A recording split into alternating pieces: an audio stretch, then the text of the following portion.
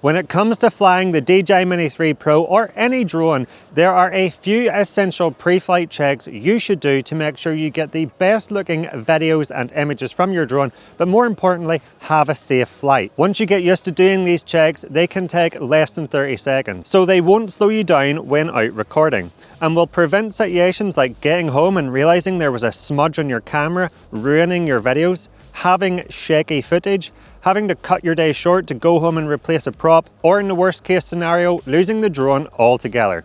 Here are 10 essential pre-flight checks you should do for a safe flight.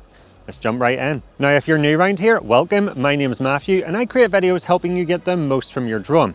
So if you would like to see more of that, please consider subscribing and making sure that notification bell is on so that you don't miss any of my upcoming videos. It would be greatly appreciated. Okay, so the first pre-flight check you should do is inspect your props for any damage. You want to look along the edges of the props to make sure there's no splits or cracks, or that the edge is rough or ragged. If you've been landing in grass quite a lot, what you might notice happens sometimes is as the drone comes down to the grass, the propellers clip some of the taller pieces of grass, and over time what that can do is start to build up a rough edge on the propeller. Now this will lead to shaky footage. You might not realize it when the drone's in the air and you're looking at a small controller screen, and that will ruin your footage when you get home and look at it. So just check the props for any rough edges, or check the props for any splits or cracks. Any splits or cracks are going to be weak areas off that prop, and when them props are spinning so fast in the air, those splits or cracks could get worse, leading to the prop getting damaged, and you obviously don't want that. The other thing you want to check for is that the props don't have any bends or warping. If you're taking a drone such as the DJI Mini 3 Pro into and out of your backpack or shoulder bag quite a lot, remember this drone doesn't have a prop guard.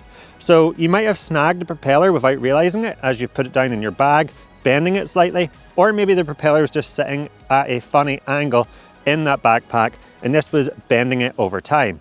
So you just want to take the drone out and quickly check each propeller that there's no bending or warps on them, because again, this could add vibrations during the flight. The last thing you want to check when it comes to the props is that they aren't loose. Now, there is a small amount of movement up and down, or there should be a small amount of movement up and down on the props of the DJI Mini 3 Pro, but you just want to check that there isn't a huge or unusual amount of movement. If there is, you firstly want to try tightening that screw up, and if that doesn't work, or if your props are bent or warped or have cracks or splits or a rough edge, you just want to replace them. These are really inexpensive, super quick to change, so there's no reason why you shouldn't change them out if you have any doubts about the propellers. Now here's a quick top tip. When you're changing these propellers with the small screwdriver provided, you want to make sure that the screwdriver is seated properly on the head of the screw before you start to turn it. I find that these screws are quite easy to strip. It's very easy to strip the heads of these screws, and if you do that, then it's going to be much more difficult to remove these. So just be super careful when you're changing the propellers on your drone. The next thing you want to check is that the filter or cap on the camera of the drone is seated correctly. So if you're using a filter such as an ND filter, you twist the standard cap of the drone off and put that ND filter on, but you want to make sure that it is fitted securely and also fully rotated into place. I found that if the filter isn't rotated 100% into place, if it's ever so slightly off and you haven't realized it, you could have problems such as the drone not being able to focus properly, and this could result in you getting blurry footage. Or with some of the filters, you actually can start to see some vignetting appear if it's not securely fitted. So you just want to check that it's fully rotated into place. The other thing that might happen if the filter is not fully rotated into place is it might fall off in the air when you're flying, and this would result in you losing that filter. So you just want to make sure if you are using a filter that it's fully snapped into place and fully rotated and locked in place securely. Now the next thing you want to check is the front of the camera for any smudges or smears or any dirt on the camera at all. Now this is obviously going to ruin any of the footage or images you capture with your drone. But the thing is, again, because that controller screen is so small, you might not see any of that smudging or smearing until you get home and look at the video on your computer in full screen, and then you'll realize, oh no, that piece of footage has been ruined. So it's super quick to check. You just want to quickly look at it. It's really easy to put smudges on the camera without realizing it. Again, if you're doing things like changing the filter of your drone, such as putting on an ND filter, it's quite easy sometimes to just stick your thumb or your finger all over that camera lens, putting smudges and smears all over it. Something I always do and highly recommend is that you put a cleaning cloth in your camera bag, your shoulder bag, to carry with you, so that if you do see a smudge or smear, you can quickly and safely clean it off the camera off your drone. Now, a check you should do even before you leave the house, and this is especially important if you're traveling a distance, say a few hours, to a location to record with your drone, and it's one that's caught me out before, is you want to double check you have a micro SD card installed into your drone. And if you're going to be doing screen recordings with your controller, you want to double check you have a micro SD card installed in it as well. There's nothing worse than when you get to a location, put the drone up and realize, I forgot to put a micro SD card in. Now, there is some internal storage on the DJI Mini 3 Pro, so your day won't be completely ruined. But again, if you've traveled a couple of hours to a location, you want to be getting as many videos and images as possible, and you'll need the micro SD card installed for that. So just double check you have a micro SD card installed in your drone before you head out the door. Now, something else I recommend checking before taking off is that the obstacle avoidance sensors on the DJI Mini 3 Pro are clean. It's very easy again to get smudges and smearing and dirt on these sensors, and if they're heavily smudged or smeared, for example, then the drone might think that it detects an obstacle in front of it when there's actually no obstacle there, for example. So you just want to double check that these are clean. Again, if there's any smudging or smearing, just give them a quick clean with a cloth. Now, ones to pay particular attention to are the backwards facing sensors and the two sensors on the middle bottom of the drone. The reason for that is these are recessed, and it's very easy for dirt to get in there and get compacted in there, and again, this can mess with the downward detection and backwards obstacle avoidance of this drone. If you're landing on grass again quite a lot, or sandy areas for example, this could end up in them recessed areas and compact in a bit and block them up. So just quickly take a look at them to make sure that they're clean and free, so that the obstacle avoidance will be able to work properly and not give you any issues when in the air. Now, something that's super important to check before you take off is that you don't have a gimbal stuck warning on the controller. Now, when you turn this drone on, the gimbal will do a self-calibration check. You might notice it tilt upwards and then tilt all the way downwards, and that's it doing this self-calibration check. Now, if something has been obstructing the gimbal during this, you will get a gimbal stuck warning.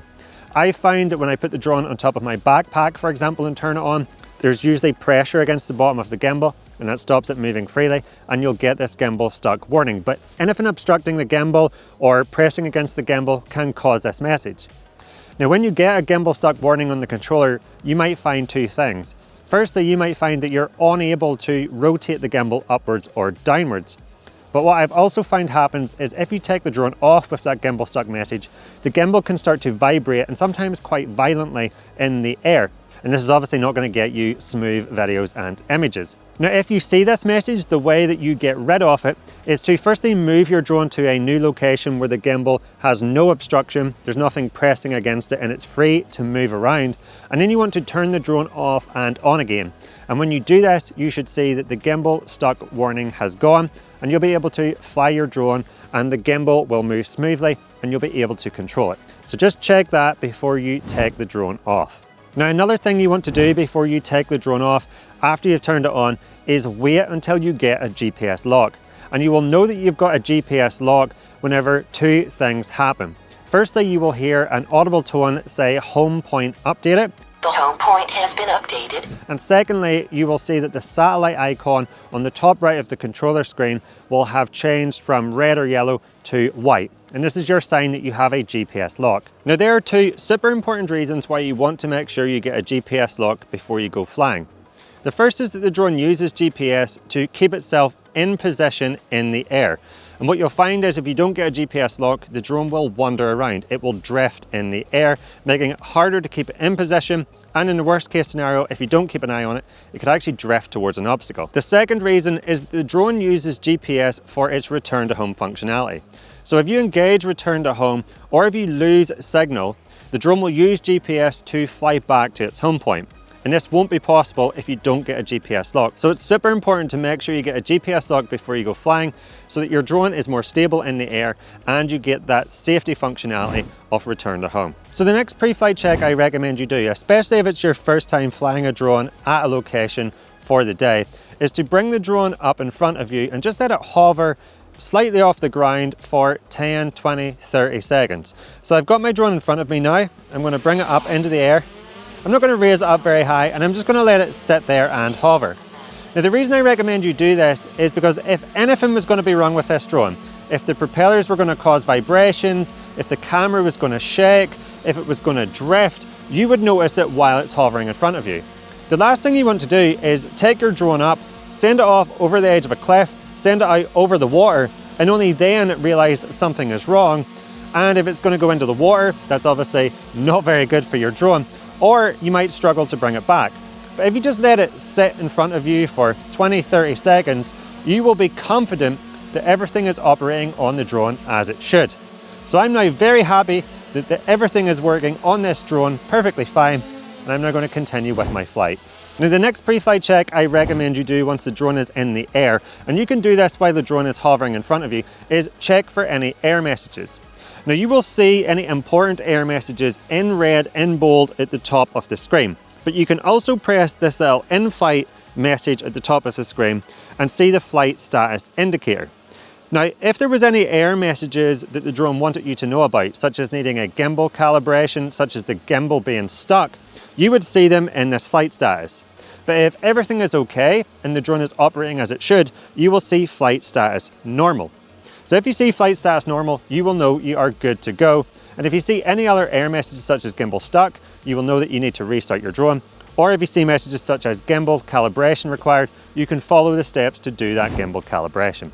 Now one final check I recommend you do, and this is one I recommend you do before you leave your house, as it could save you getting to a location, traveling a few hours, a huge distance to a location, and realizing you can't actually fly there, and that is to check the DJI GeoZone map. Now the first way you can check this is on your computer or tablet, for example, by going to the DJI GeoZone website, and I will put a link down below.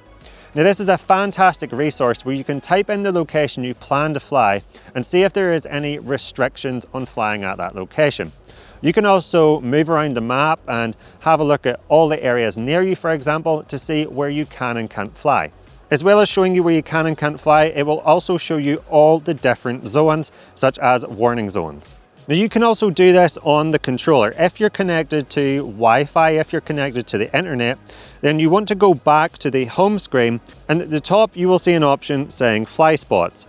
Now when you tap into this, again you will be able to move around this map and see if you can and can't fly in certain locations and all the different types of zones. So you want to check the DJI GeoZone map before going to a location to make sure you can fly there.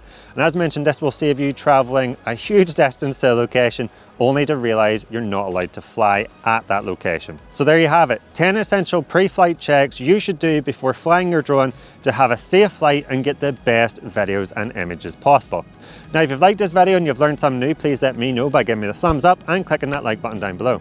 And if you love all things drones and want to know how to get more cinematic videos and better images with your drone, then I recommend you check out my channel where I have a ton of other content to help you level up your drone game. Please also consider clicking that subscribe button and making sure the notification bell is on so that you don't miss any of my upcoming videos. If you would like to stick around and see a few more of them now, here's a few I personally recommend. I'll not keep you back any further. Thank you so much for watching. I'll catch you over there.